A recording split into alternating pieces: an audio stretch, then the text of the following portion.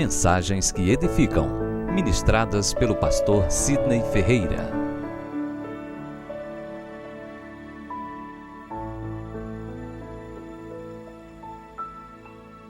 Eu convido os irmãos a abrirem a Bíblia na carta do apóstolo Paulo à igreja de Éfeso, precisamente no capítulo 2.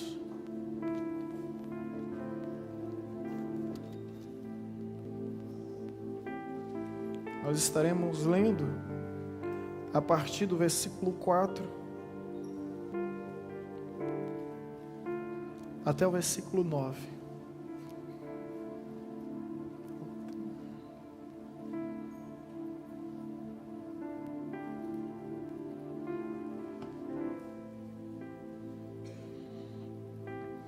Efésios capítulo 2, versículo 4. Os irmãos encontraram? Podemos ouvir um amém? Os homens encontraram? Podemos ouvir um amém? As mulheres encontraram? Podemos ouvir um amém? Os irmãos da minha esquerda encontraram? Podemos ouvir um amém? Os irmãos da minha direita encontraram? Podemos ouvir um amém? Glória a Deus! A igreja encontrou? Podemos ouvir um amém? Amém.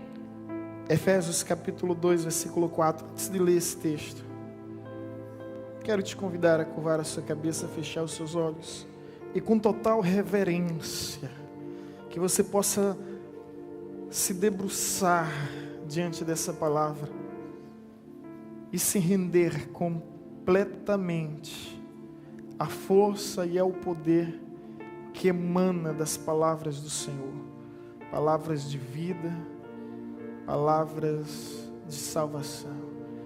Pai querido, em nome de Jesus, rogamos a Tua graça e a Tua unção sobre as nossas vidas, para que, por intermédio da proclamação da Tua palavra, o Teu Espírito se manifeste em nosso meio, e que a Tua palavra não seja anunciada em vão, mas antes que alcance o propósito e o desígnio estabelecido e cumpra conforme o que lhe apraz. Consolo, conforto e edificação de toda a Tua igreja. Louvado seja o Teu nome e desde já te agradecemos. Amém. Efésios capítulo 2, versículo 4. Mas Deus, que é riquíssimo em misericórdia, pelo seu muito amor com que nos amou, estando nós ainda mortos em nossos delitos, nos vivificou juntamente com Cristo. Pela graça sois salvos.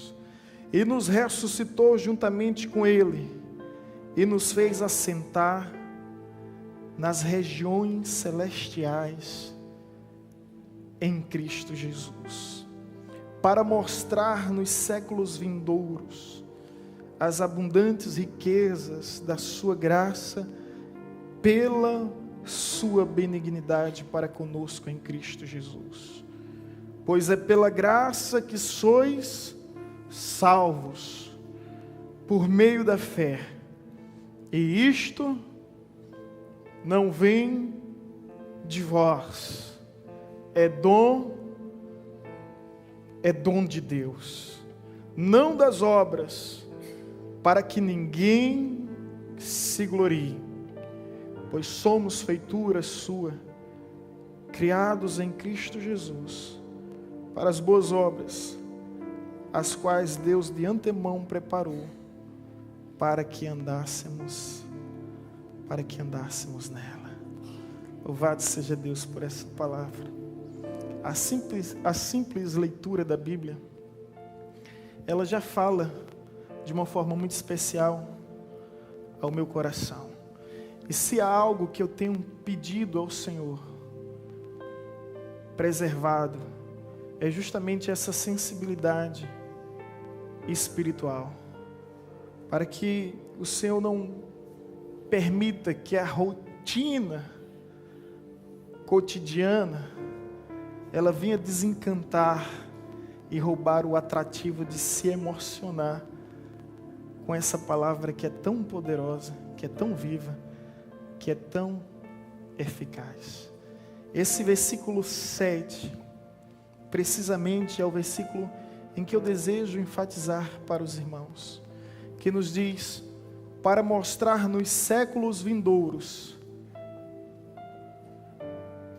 as abundantes riquezas da sua graça, pela sua benignidade para conosco em Cristo Jesus. Você que está com a Bíblia aberta, leia juntamente comigo. Para mostrar nos séculos vindouros as abundantes riquezas da sua graça, pela sua benignidade para conosco em Cristo Jesus. Amém. Deixa a sua Bíblia aberta, para que você possa entender um pouco melhor a palavra que Deus tem para as nossas vidas nesse dia. Bem, queridos, eu gostaria de iniciar dizendo uma grande verdade, a mais pura verdade. Deus tem um plano em sua vida. Deus tem um plano em sua vida. Um plano em sua vida. Ei, você aí atrás, Deus tem um plano em sua vida. E o mais interessante de tudo é que o plano de Deus, ele não se limita simplesmente e meramente a realizações pessoais, a um sucesso profissional, a conquistas materiais ou a satisfação familiar. O grande e perfeito plano de Deus para a sua vida é o plano da salvação. Deus tem um plano de salvação para a sua vida. As demais coisas nos acompanham naturalmente, ao ponto que a gente não precisa nem correr atrás dela. A Bíblia diz que elas virão ao nosso encontro e nos alcançarão, quando bem entendemos que Deus tem um plano perfeito. E esse plano é o plano de salvação, de vida eterna nos céus dos céus. Não podemos reduzir o Evangelho a anseios humanos, a desejos terrenos, pois a Bíblia nos garante que a nossa vitória está nos céus, que a nossa honra está no reino de Deus. Portanto, ouso mais uma vez afirmar enfaticamente, veementemente, categoricamente: Deus tem um plano de salvação em sua vida. E é importante que você entenda aqui, que para que esse plano de Deus se cumprisse, é aí onde eu me deleito na palavra de Deus, porque no versículo 7 diz: para mostrar os séculos vindouros, para mostrar os séculos que ainda há de vir, as abundantes riquezas da sua graça pela sua benignidade para conosco em Cristo Jesus. Esse plano é tão grandioso, esse plano de Deus é tão maravilhoso, porque a despeito de todas as nossas falhas, limitações e fraqueza, esse plano, ele se perpetua na história. E esse plano, ele não foi estabelecido no Éden. Antes do Éden, muito antes de existir luz, trevas, sol, lua, céu e terra, esse plano de Deus já havia. Ao ponto que a Bíblia diz que o Cordeiro de Deus foi crucificado antes da fundação do mundo.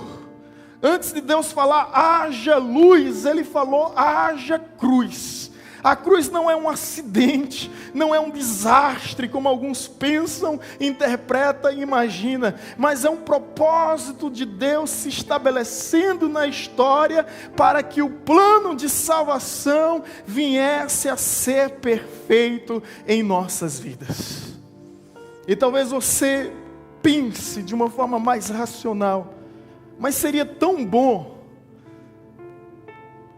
se Adão e Eva não comessem daquele maldito fruto, as mulheres não teriam as dores, não sofreriam as dores de parto, e os homens não precisavam suar tanto para poder trabalhar.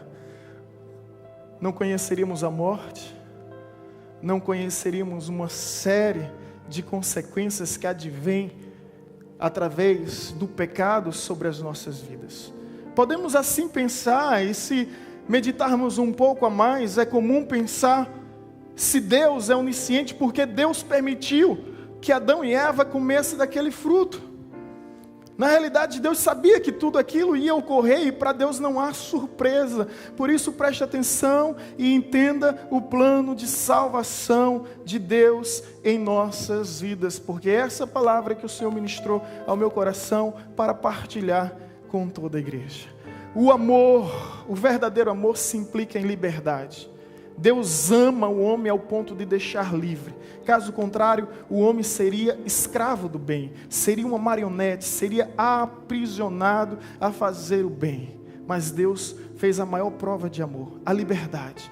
E o homem, mesmo diante da sua responsabilidade, ciente com suas consequências, ele escolheu o caminho da desobediência. E não veja Adão como uma vítima inocente. Não veja Adão porque no Éden existia várias e várias árvores, mas ele escolheu aquela a proibida, né? A proibida, aquela que tinha uma restrição da parte do Senhor. E não é o lugar que determina quem nós somos. Veja, Adão pecou no paraíso, Jesus obedeceu, no deserto. O problema não é o lugar, o grande problema é sempre as nossas escolhas. O que eu quero dizer com isso? Que Adão tinha tudo para não pecar e pecou. Jesus tinha tudo para pecar e não pecou. Simples assim.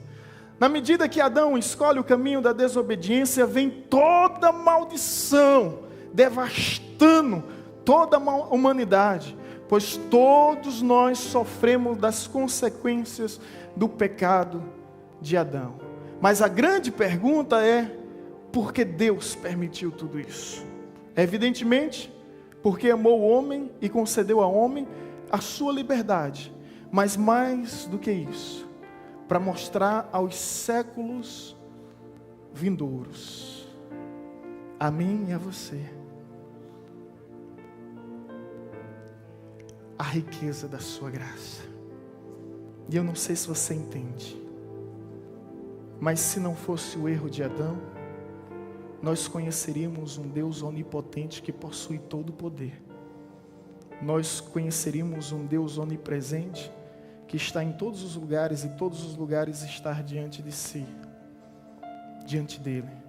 Nós conheceríamos um Deus onisciente que tem plena ciência de tudo que existe, de tudo que acontece. Entretanto, se você prestou bem atenção no texto, existem 3 coisas que nós nunca íamos conhecer.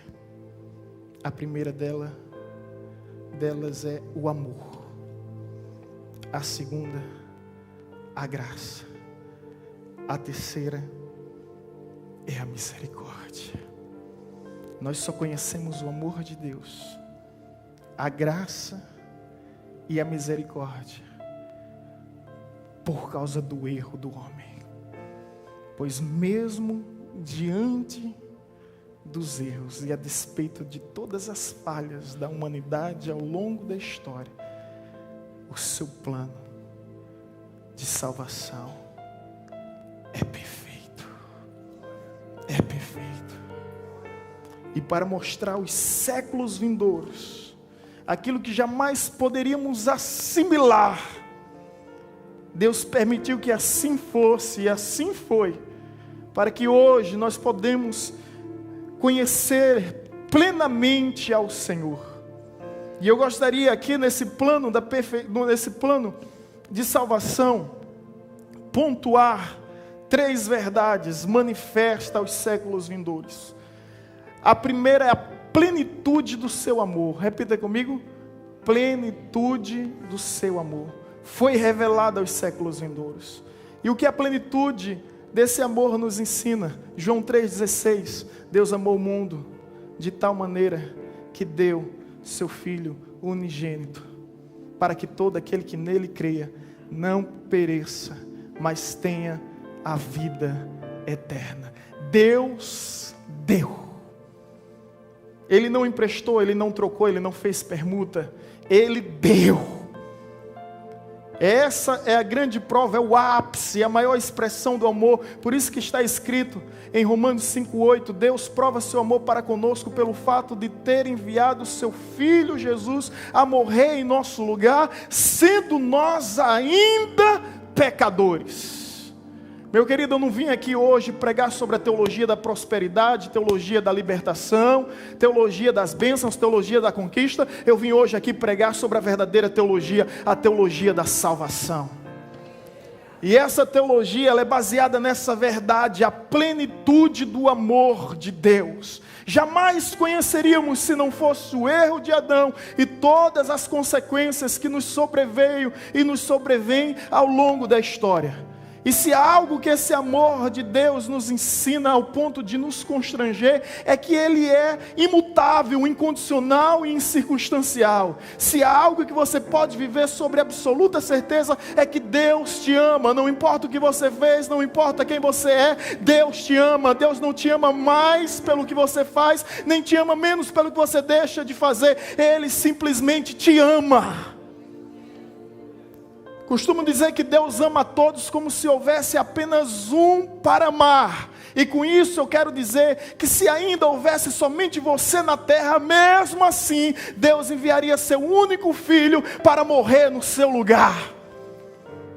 E sabe o que isso significa ou representa? Que Deus te ama como ninguém te amou, como ninguém será capaz de te amar. E quando você se depara com esse Deus de amor, ao contrário do que as religiões propagam, um Deus carrasco, ditador, tirano, algoz, você conhece um Deus de amor. Um Deus de amor. Interessante que há uma diferença do cristianismo para as demais religiões, porque todas as demais religiões apresentam sacrifícios para Deus, mas no cristianismo é Deus oferecendo um sacrifício. E o sacrifício é o seu próprio Filho, para que o véu seja rasgado de cima para baixo, de dentro para fora, e que não haja mais empecilhos nem obstáculos, mas que venhamos ter livre acesso, em qualquer hora, em qualquer lugar, à presença do Pai Celestial. Esse amor nos constrange, e por esse amor minha vida foi transformada, e por esse amor eu vivo e viverei. É a plenitude do amor, jamais conheceríamos, porque apesar de todos os erros, de todas as falhas, de todas as limitações, de todas as fraquezas que nós temos, Deus nos ama mesmo assim. Nos ama. Deus amou o mundo de tal maneira.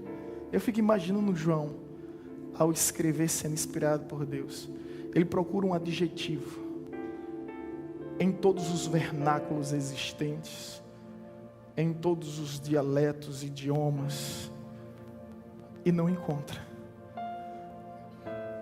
E ele bota, Deus amou o mundo de tal. E esse tal é de uma forma inefável, imponderável, inimaginável, de tal maneira. Você consegue assimilar? Não existem sinônimos para essa palavra de tal. Ele não consegue explicar. Como dizia certo poeta, ainda que todo o céu fosse papel, ainda que todas as árvores dessa terra fosse pincel, e ainda que todos os rios, lagos e mar e oceanos fossem tinta, e todos os homens fossem pintores, nem mesmo assim conseguiríamos descrever o tão grandioso amor de Deus por mim e por você. E quando você se depara com esse fato e com essa verdade, a sua vida não pode ser mais a mesma. Conforme disse o apóstolo Paulo, o amor de Cristo nos constrange, julgando nós isto: um morreu por todos, logo todos morreram. E ele morreu para que os que vivem não vivam mais por si mesmo, mas vivam por aquele que por eles morreram e ressuscitou. Está à destra de Deus. Ele morreu por mim, mas também Ele ressurgiu por mim. Isso é tremendo. Veja que tão grandioso amor, que plenitude do amor de Deus sobre as nossas vidas. E meu querido, não perca em momento algum. Eu vou te dizer uma verdade. Sabe o que é que vai firmar os teus passos no caminho do Senhor?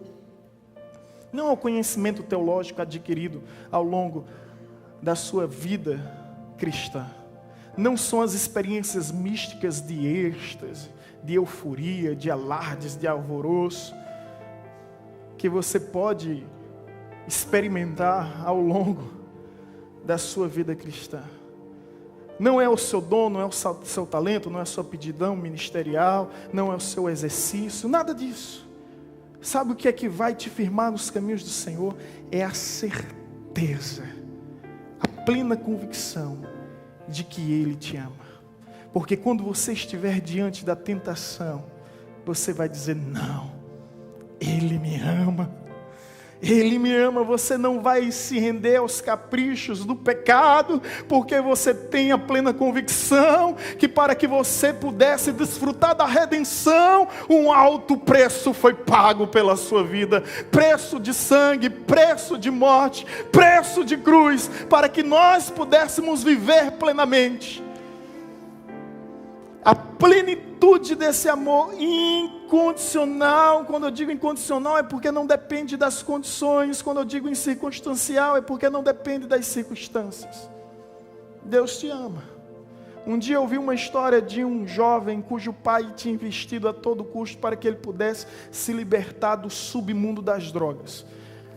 Fez vários tratamentos, análises, terapias, gastou absurdo com psicólogos e centro de reabilitação, medicamento, mas não havia solução.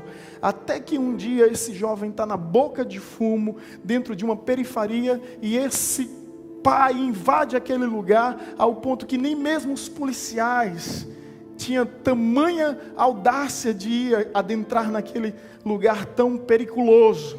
Mas esse pai foi. E ao pai chegar e ver o filho naquele estado, ele perde toda força, ele perde toda razão, ele perde toda explicação.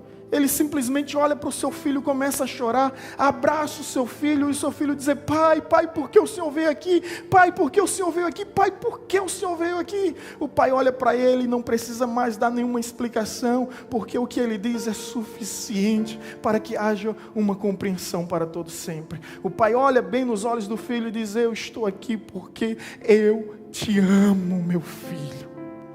Aquele filho se desmancha, se derrete nos braços do pai. E até onde eu sei, a história nos conta que esse jovem nunca mais voltou ao mundo das drogas, porque ele se deparou com o amor do seu pai. Um amor do seu pai. E é justamente essa mesma analogia quando nós compreendemos a plenitude do amor de Deus. Do Deus que disse na cruz: está consumado, está feito. Tetelestai. Essa expressão na época comercial, que significa foi paga a última parcela da promissória. Você não deve mais nada. Você é livre. É o que Cristo diz na cruz como a sua penúltima palavra. Porque a sua última palavra foi: pai, eu entrego em tuas mãos o meu espírito. Mas antes dele fazer essa oração final, ele diz: tetelestai, está consumado. Então, nós vivemos sobre essa certeza. Está consumado, está feito. Ele nos amou. E se nós o amamos, é porque Ele nos amou primeiro. E eu oro a Deus para que essa palavra ela possa repercutir, reverberar no teu coração, e para que você saia daqui nessa plena convicção. Não despreze a sua vida, meu jovem. Não desonre a sua vida. Não desvalorize a sua vida por curtições, com prazeres que geram pesares. Saiba que há alguém que te ama. Te ama demais. te ama como você é, e eu posso te dizer, te ama muito mais para lhe deixar como estás. Basta tão somente confiar nele, e ele sim é poderoso para mudar a tua história. Então tudo isso veio para que os séculos vindouros pudessem conhecer agora o Deus de amor, que sem a cruz seria impossível conhecermos esse Deus que nos ama tanto. E não veja Deus aqui como uma vítima na cruz. Ele escolheu a cruz, porque antes de escolher a cruz, Ele escolheu a mim e a você. Não é para que você tenha remorso, não é para que você tenha cosmiseração, não, é para que você tenha convicção e arrependimento. Aquela cruz pertencia a mim, pertencia a você, mas Ele morreu a nossa morte para que pudéssemos viver a sua vida. O que estava nos aguardando era a morte, mas Ele ofereceu a vida. O que estava nos aguardando era o inferno, mas Ele nos ofereceu o céu. O que estava nos aguardando era o túmulo, mas Ele nos ofereceu o trono. Deus te ama. Amém? Para mostrar os séculos vindouros, segundo mistério, segundo ponto da nossa temática, o plano perfeito da salvação. Vimos aqui, em primeiro lugar, a plenitude do amor de Deus. Em segundo lugar, o mistério da sua graça. Pastor, o que é graça? Bem, eu não sei definir. Eu só sei que a ausência de uma graça é uma desgraça total. Teologicamente, a gente define a graça como um favor imerecido. E a grande realidade, sabe qual é? Que se Deus decidisse hoje, agora, mandar todo mundo para o inferno, Ele ainda assim seria justo. Ele não deve satisfação nem a mim, nem a você. Mas sabe por que isso não acontece? Não é porque você é bonzinho, bonitinho, cheirosinho, nem fofinho. É porque a sua graça não permite. E o que é graça é favor imerecido. Não merecemos nada. Não somos dignos de nada. Mas mesmo assim, a misteriosa graça se faz presente em nossa vida. Ao ponto que a Bíblia diz: pela graça sois salvos, mediante a fé. Isso não vem de vós, é dom de Deus, não de obras, para que ninguém se glorie. Então, meu irmão, não adianta acender vela, não adianta fazer procissão, não adianta pagar dízimo, não adianta fazer tantas parafernálias que existem em nossos tempos, em nossos dias, porque a salvação é pela graça, é de graça, é pela graça. Não é de graça, evangelista Rodolfo. A salvação é pela graça, mas não é de graça, Jairo. Sabe por que não é de graça? Porque alguém pagou um preço por mim e por você. Não havíamos condições de pagar, mas alguém pagou o preço por nós. Não podemos dizer que a salvação é de graça, porque faremos um barateamento da salvação de uma forma leviana, inconsequente e desprezível. Não, ela é pela graça. Alguém pagou um preço para que eu pudesse desfrutar gratuitamente a salvação em Cristo Jesus.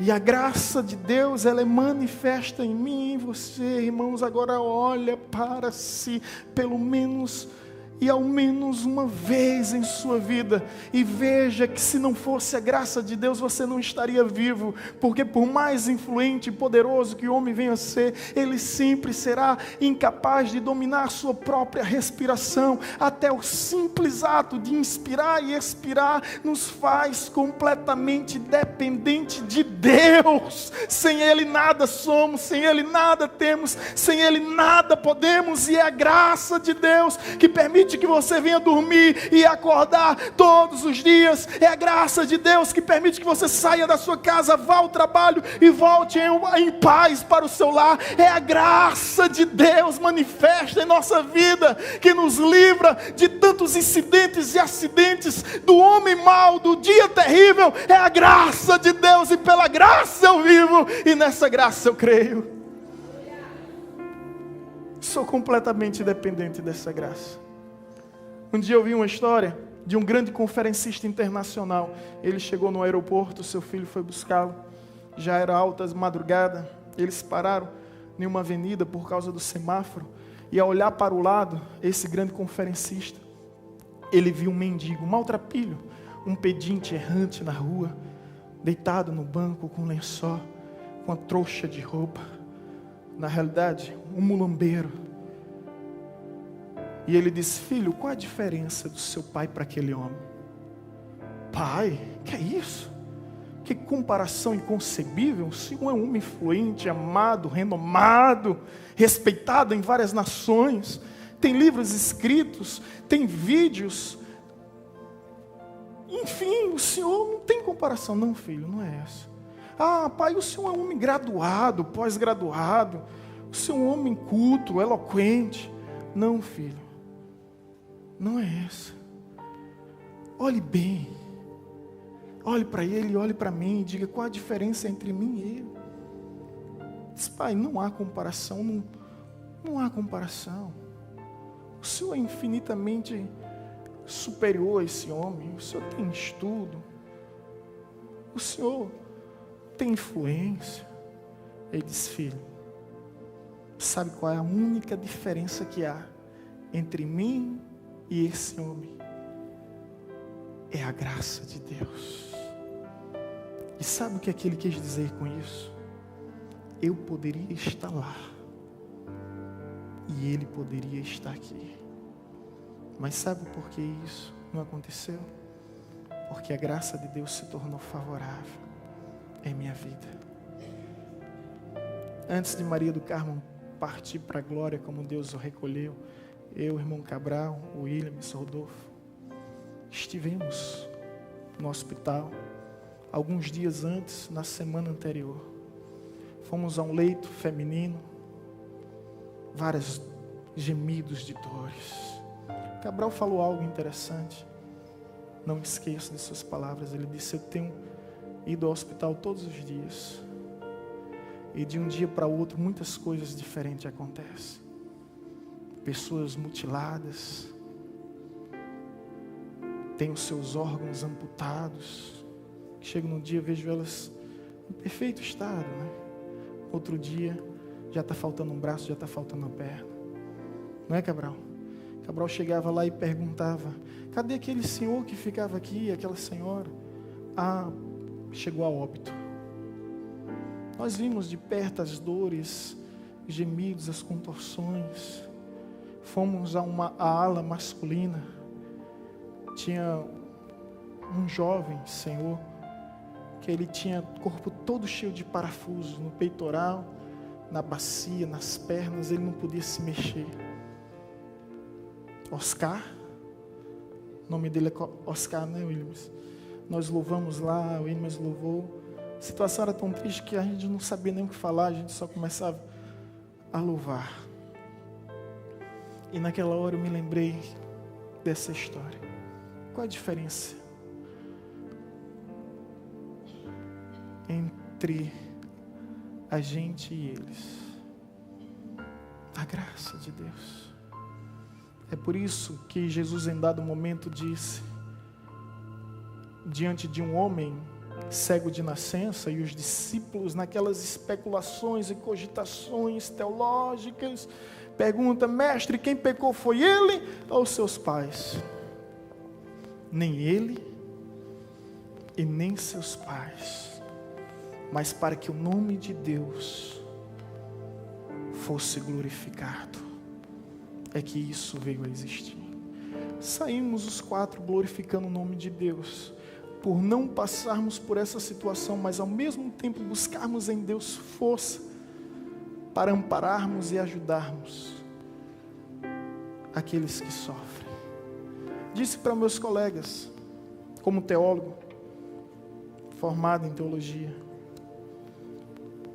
eles lembram disso. O Evangelho é prática. O Evangelho não é teoria. Ao ponto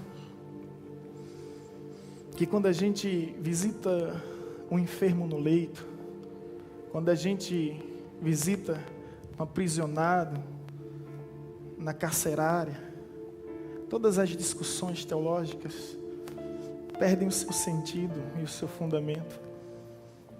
Quando a gente acompanha uma pessoa oprimida por espíritos malignos precisando de libertação, quando a gente acompanha a miséria daqueles que não têm o que comer, daqueles que não têm o que beber, ao ponto que João Batista, com dúvida, disse aos seus discípulos: pergunta a Jesus se é Ele mesmo, ou se devemos esperar por outros. A resposta de Jesus não advém de elucubrações teológicas, ela não advém de temáticas, de polemizações. Ele não adentra na teoria, no mundo das especulações e conjecturas. A resposta de Jesus é prática. Diga a João que os cegos veem. Diga a João que os oprimidos são libertos. Diga a João que o Evangelho está sendo proclamado entre os pobres. Porque Evangelho é prática, meu irmão. E o que Jesus está querendo dizer é que Ele proclama um Evangelho que cura, um Evangelho que liberta, um Evangelho que demonstra caridade, misericórdia e piedade por aqueles que padecem. Isso se chama graça manifesta em nossas vidas. E aquele que é alcançado pela graça, ele vai transmitir, expelir graça em sua vida. Amém? A misteriosa graça. Então aprenda hoje, mais do que nunca, a ser grato a Deus pela sua graça. Terceiro lugar, depois da plenitude do amor, depois da misteriosa graça, infinita misericórdia. Misericórdia, para mostrar aos séculos vindouros o quanto Ele é misericordioso. Você sabia que há uma diferença entre graça e misericórdia? Vou te ensinar essa pequena diferença de graça e misericórdia. Graça é quando recebemos de Deus aquilo que não merecemos. Misericórdia é quando não recebemos de Deus aquilo que merecemos. Conseguiu entender? A diferença de graça e misericórdia? Graça é quando recebemos de Deus aquilo que não merecemos. Misericórdia é quando não recebemos de Deus aquilo que merecemos. E você sabe o que você merece? Como pecador, o juízo. E sabe qual é a sentença? É a sentença de morte. Todos estão mortos e destituídos da glória de Deus. É a condenação que nos aguarda. Mas Deus, sendo misericordioso para conosco, Ele muda a nossa história. É interessante que a Bíblia diz lá em Lamentações capítulo 3, versículo 22, que a sua benignidade não tem fim e a sua misericórdia se renova a cada manhã. Hoje é você acordar, não sei o que você fez ontem, mas quando você acordou hoje, a misericórdia de Deus se renovou a teu favor. Essa misericórdia é quem nos sustenta. Essa misericórdia é que nos guarda. Essa misericórdia é que nos protege. Então olha bem para mim, irmãos. Quero concluir como comecei. Deus tem um plano perfeito para a sua vida. E esse plano perfeito vai muito além de conquistas materiais, de realizações pessoais, de satisfação familiar ou de sucesso profissional. Esse plano perfeito é o plano de salvação. Porque do que adianta o homem ganhar o mundo inteiro, mas no final de sua vida perder a sua alma.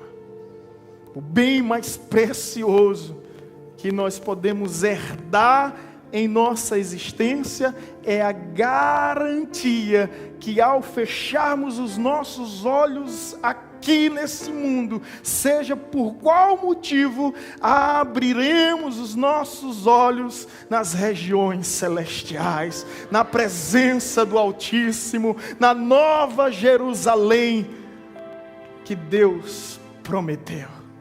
Esse é o plano perfeito que Ele tem para você. Esse é o plano de salvação. E para que você possa entender, eu quero só te dizer algo, para facilitar a nossa compreensão. A Bíblia diz que o salário do pecado é a morte. Evidentemente, por inferência, nós entendemos que se o salário do pecado é a morte, o salário da obediência é a vida. A grande questão é que ninguém nunca obedeceu. Patriarcas, juízes, reis, sacerdotes, todos eles desobedeceram a Deus. E todos eles merecem o quê? A morte, merecem morrer. No entanto, Deus envia o seu Filho, ou melhor, vem pessoalmente na pessoa do Filho, e começa a fazer aquilo que eu e você somos incapazes de fazer. Ele nasce debaixo da lei, ele vive sobre a lei, ele manifesta a lei para cumprir toda a exigência da lei, e ao chegar, sabe, à plenitude da perfeição, Jesus disse: eu obedeci, eu mereço a vida. Mas, no entanto, contudo, entretanto, todavia, ao invés que eu viva, que viva eles, e ao invés que eles morram, que morra eu.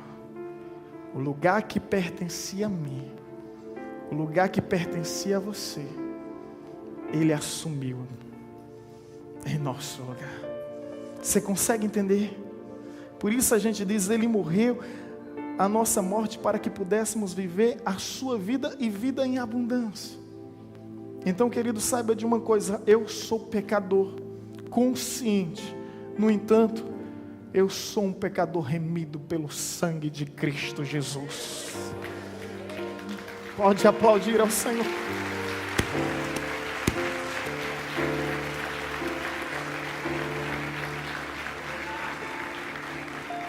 E se há algo que eu tenho certeza na minha vida, e falo sem nenhuma presunção, não baseado em uma confiança própria, mas uma confiança que advém de uma promessa, é a segurança da salvação.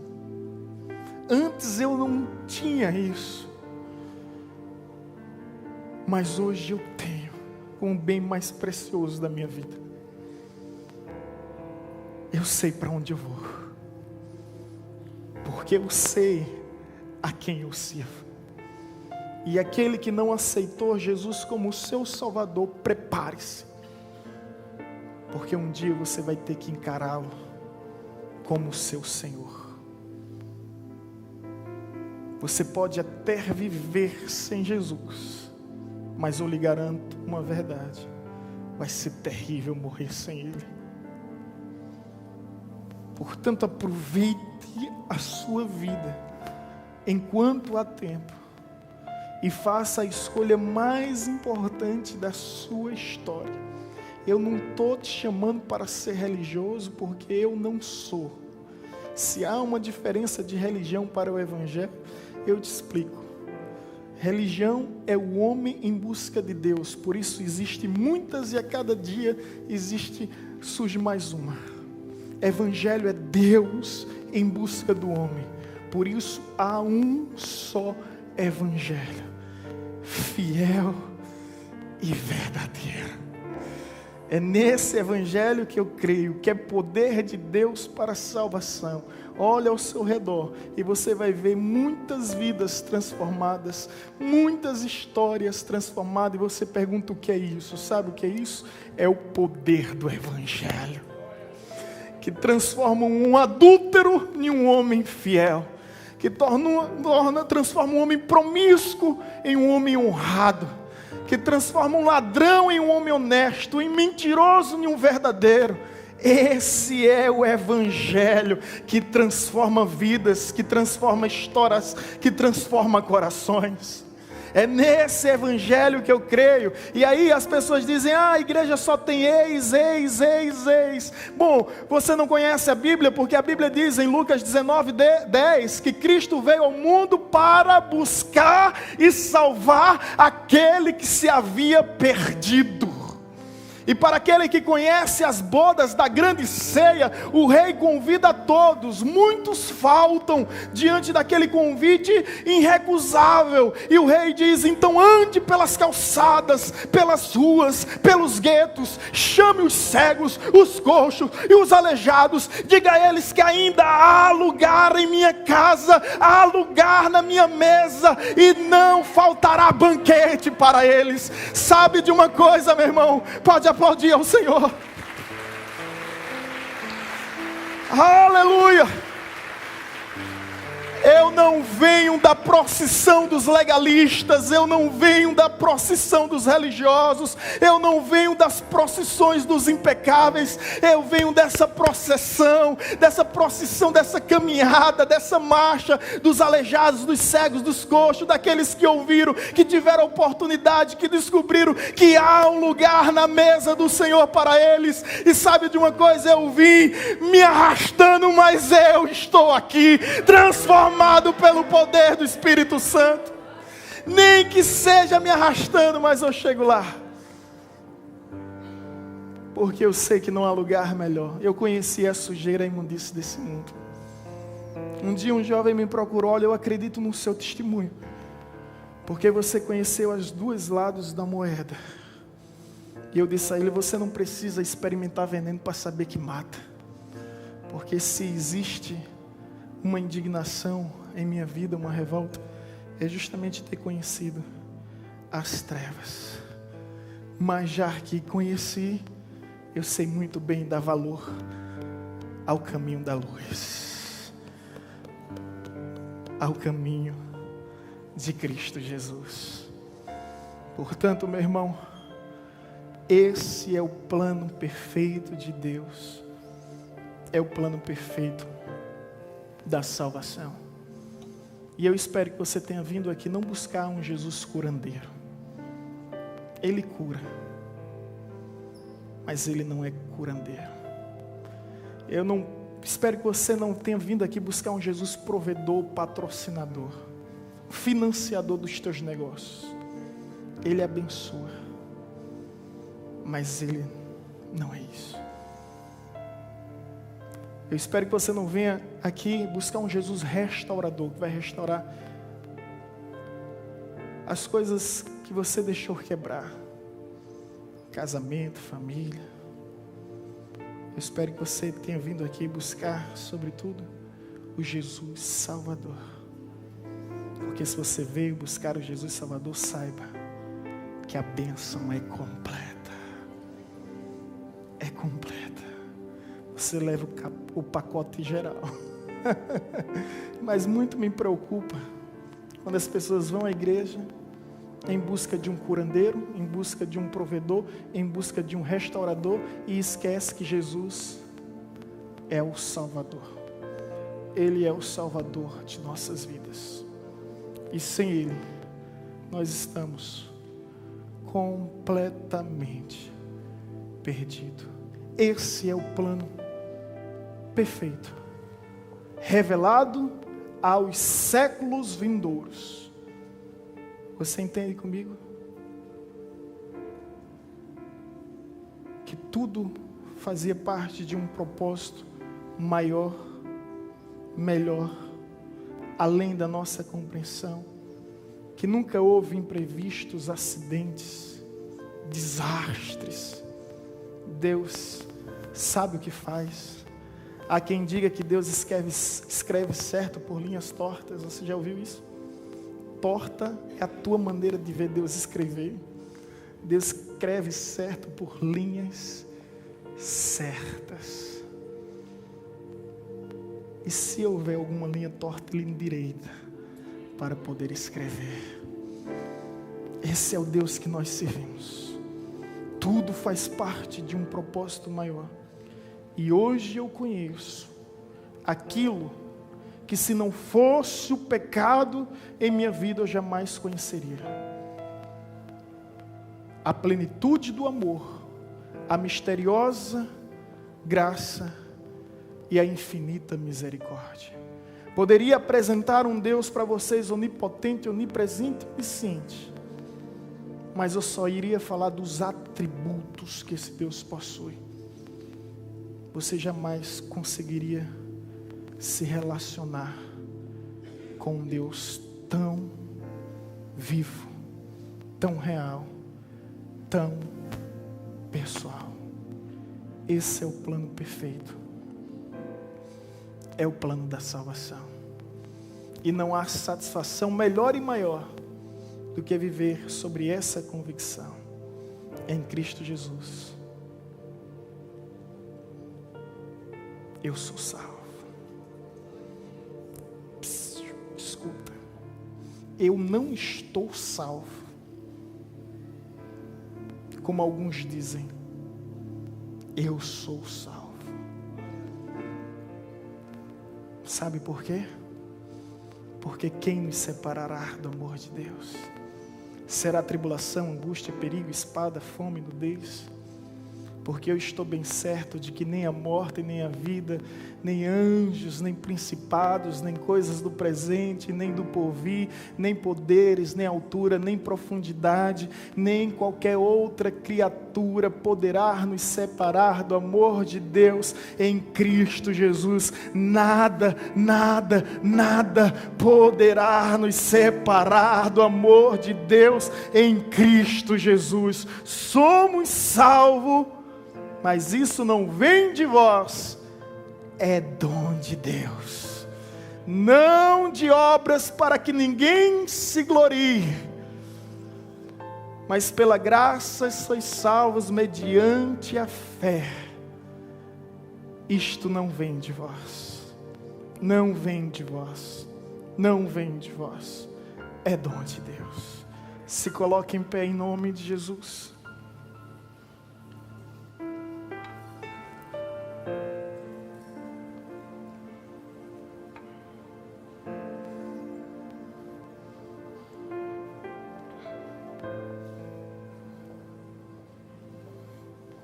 Coloca a mão no teu coração,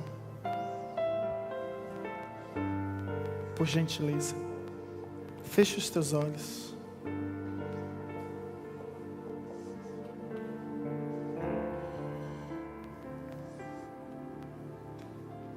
Abre o teu coração.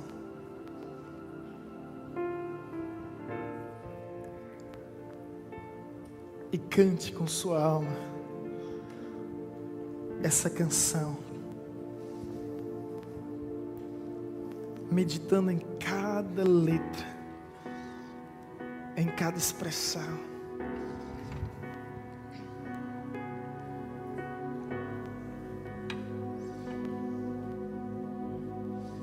Deus tem um plano perfeito, um plano perfeito, um plano perfeito de salvação.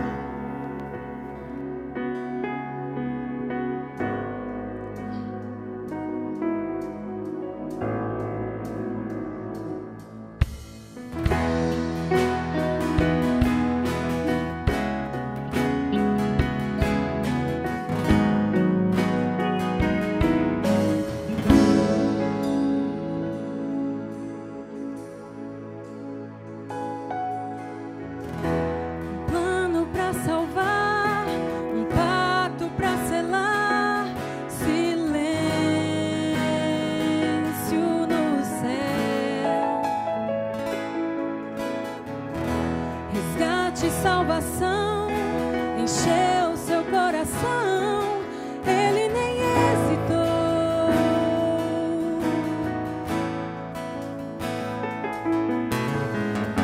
No palco do amor, o autor anunciou a vida e salvação.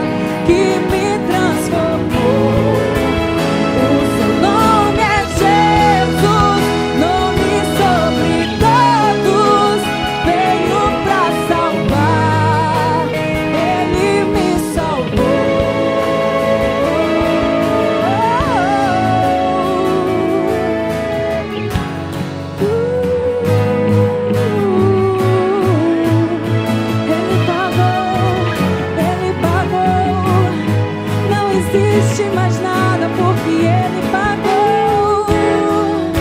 Ele pagou, Ele pagou, Ele pagou o alto preço, o preço da minha salvação. Ele pagou o preço da minha salvação. Ele pagou.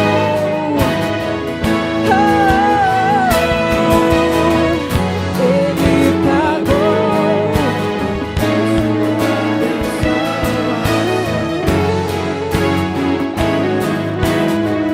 Você pode dizer isso? Ele pagou.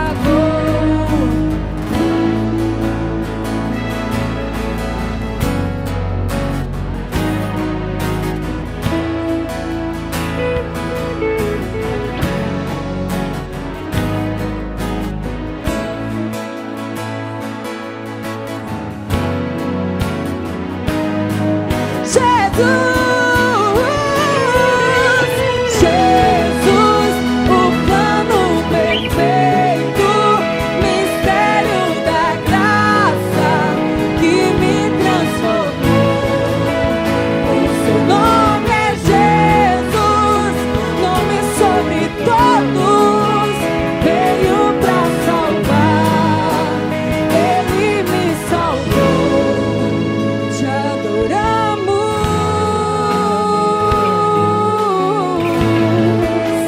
te adoramos,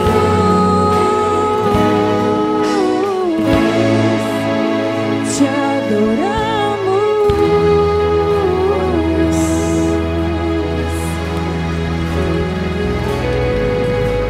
Glória a Deus.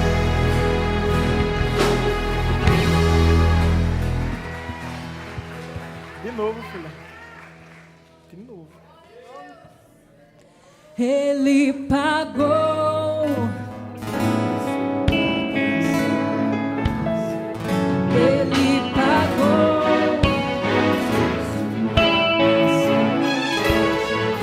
Ele pagou.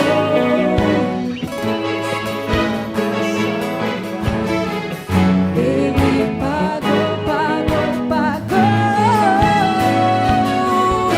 Jesus,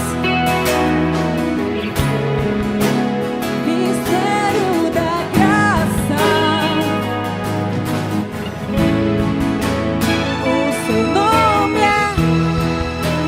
nome sobre todos, veio pra salvar.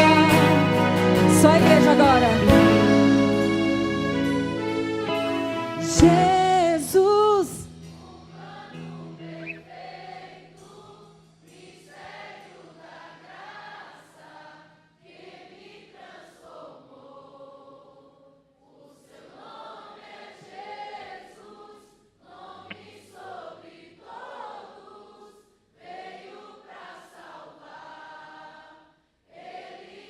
salvou. Você pode dizer isso mais uma vez? Jesus,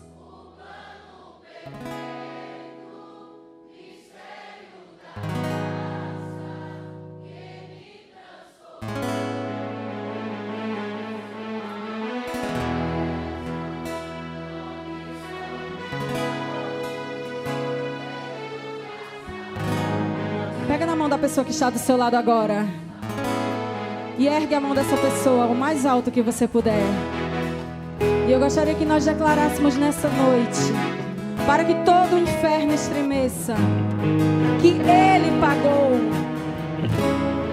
Satanás, ele não tem mais poder sobre a mim e sobre a sua vida, porque Ele já pagou as nossas dívidas, Ele já pagou as nossas iniquidades, e o castigo que nos traz a paz estava sobre Ele. Glorifique o Rei dos Reis nessa noite, porque é por Ele que você está aqui. Ele já pagou todas as tuas dívidas. Aleluia!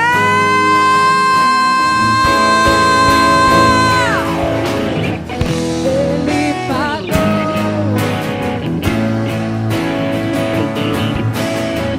Ele pagou. Ele pagou.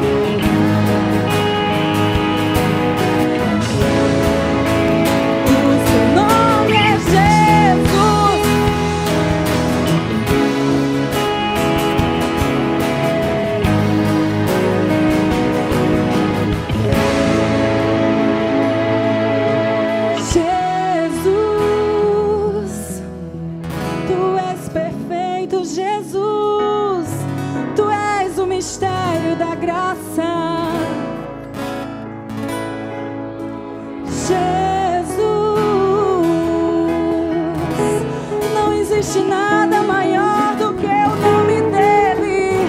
Não existe nada maior que ele. Aleluia, aleluia, aleluia, aleluia. Jesus, Jesus, Jesus, Jesus, Jesus. Nome sobre todo nome. Nome sobre todo nome. Jesus, Jesus, Jesus, Jesus, Jesus, Jesus, Jesus,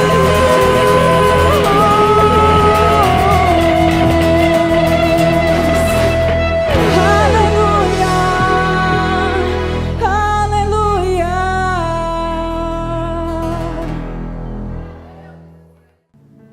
Esse é o plano perfeito de Deus. A nossa salvação.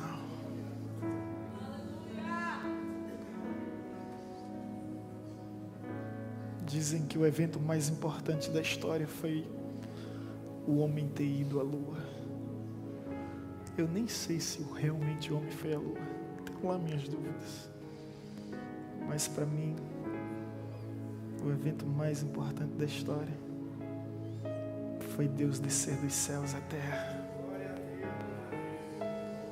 O Filho de Deus se transformar em Filho dos homens, para que um dia os filhos dos homens pudessem se transformar em filhos de Deus. Ele desceu do céu para a terra, para que um dia pudéssemos subir da terra para os céus. Esse é o plano perfeito, o plano perfeito da salvação. Dê valor a todo o sacrifício de Cristo Jesus, já que você conhece a verdade. Não ignore.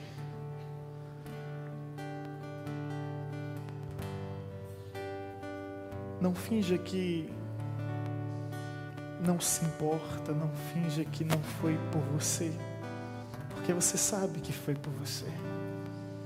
Você sabe que foi por você.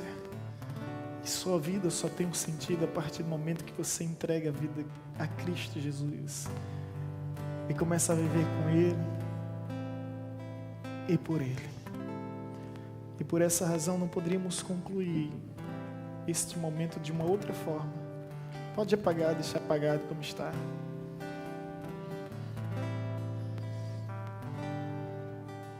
A não ser fazendo um apelo. Se há alguém que deseja entregar a sua vida a Jesus, confessar com seus lábios e crer de todo o seu coração que Cristo Jesus é o Senhor e Salvador, saia do seu lugar e venha aqui à frente. Nós queremos orar por ti. Nós queremos te abençoar.